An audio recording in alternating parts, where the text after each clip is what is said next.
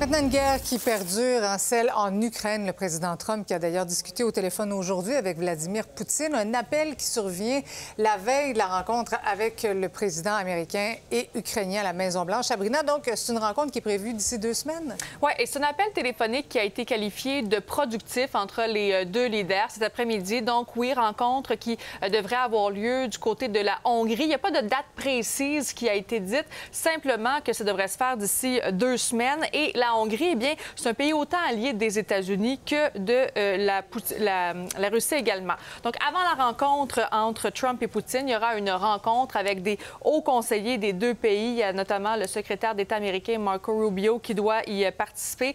Le but, bien sûr, c'est d'arriver à une entente là, pour que cesse la guerre en Ukraine. Il faut dire que pendant qu'on voit des images, quand même, il y a eu cette rencontre entre Vladimir Poutine et Donald Trump. Ça se passait au mois d'août dernier en Alaska. C'est un sommet qui avait débouché sur aucune vraiment véritable avancée.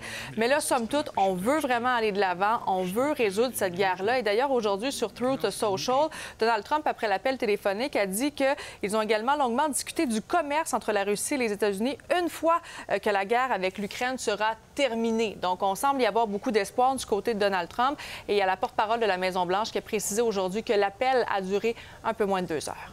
Various issues that were discussed. President Putin congratulated President Trump for solving the conflict in Israel and Gaza and bringing peace back to the Middle East.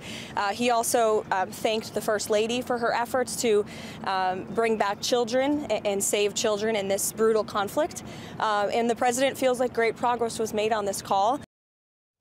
Bon, tu le disais également, donc Volodymyr Zelensky qui va rencontrer le président Donald Trump demain du côté de Washington. Il est arrivé d'ailleurs aujourd'hui. Ils vont s'entretenir sur la guerre en Ukraine et ils vont précisément parler du missile américain Tomahawk que l'Ukraine aimerait bien obtenir. Sabrina, concernant maintenant la guerre dans la bande de Gaza, le président Trump qui a menacé aujourd'hui le Hamas. Oui, ce n'est pas la première fois, en fait, que le président américain menace le Hamas depuis le début du cessez-le-feu qui était la semaine dernière. Mais là, cette fois-ci, aujourd'hui, Donald Trump est allé encore un petit peu plus loin. Sur Truth Social, il a écrit « Si le Hamas continue à tuer des gens à Gaza, ce qui n'était pas prévu dans l'accord, nous n'aurons d'autre choix que d'intervenir et de les tuer. Merci de votre attention. » Parce que vous le voyez, hein, je vous présentais hier ces images qui ont été tournées dans la bande de Gaza. On y voit des gens du Hamas qui sont en train d'exécuter des gens sur une place publique.